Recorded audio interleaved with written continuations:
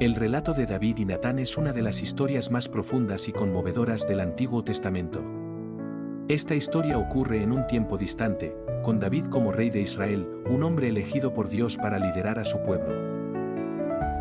Sin embargo, incluso los más grandes pueden caer, y es aquí donde Natán, el profeta, entra en escena para confrontar a David con su pecado y guiarlo hacia la redención.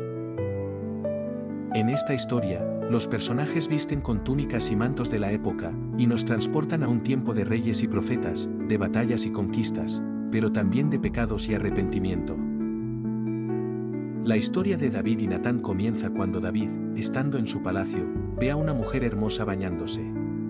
Esta mujer es Betsabé, la esposa de Urías, uno de los soldados más leales de David. El rey David, cediendo a la tentación, manda traer a Betsabé y se une a ella. Betsabé queda embarazada y David, temeroso de que su pecado sea descubierto, hace un plan para encubrirlo. Llama a Urías del campo de batalla y le sugiere que pase la noche con su esposa, esperando que así piense que el hijo es suyo. Pero Urías, siendo un hombre de honor, se niega a disfrutar de los placeres del hogar mientras sus compañeros están en guerra. Frustrado, David decide enviar a Urías de vuelta al frente con una carta para Joab, el comandante del ejército, instruyéndolo a poner a Urías en el lugar más peligroso de la batalla. Joab sigue las órdenes y Urías muere en combate. David toma a Betsabé como su esposa y ella le da un hijo. Pero Dios está descontento con David por lo que ha hecho, y envía al profeta Natán para confrontarlo. Natán entonces visita al rey y le cuenta una parábola. Había dos hombres en una ciudad, uno rico y el otro pobre. El hombre rico tenía muchas ovejas y ganado, pero el hombre pobre tenía solo una ovejita que había comprado y crecido en su hogar, la cual comía de su plato y dormía en su regazo como una hija para él. Un viajero llegó a la casa del hombre rico, y éste, en lugar de tomar una de sus propias ovejas, tomó la oveja del pobre y se la preparó al viajero. David, indignado por la injusticia de esta historia, declara que el hombre rico merece la muerte y debe pagar 4 veces el valor de la oveja. Natán mira a David y le dice, tú eres ese hombre.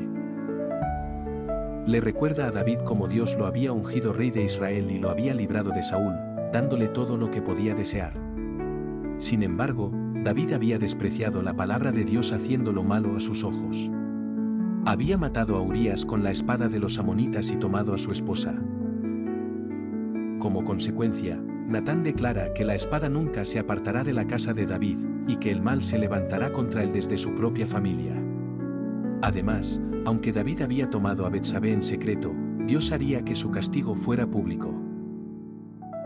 David, profundamente arrepentido, confiesa su pecado a Natán, diciendo, he pecado contra el Señor. Natán responde que Dios ha perdonado su pecado y no morirá, pero el hijo que Betsabé ha dado a luz moriría como castigo. El niño enferma gravemente y David ayuna y reza, pidiendo a Dios que perdone a su hijo.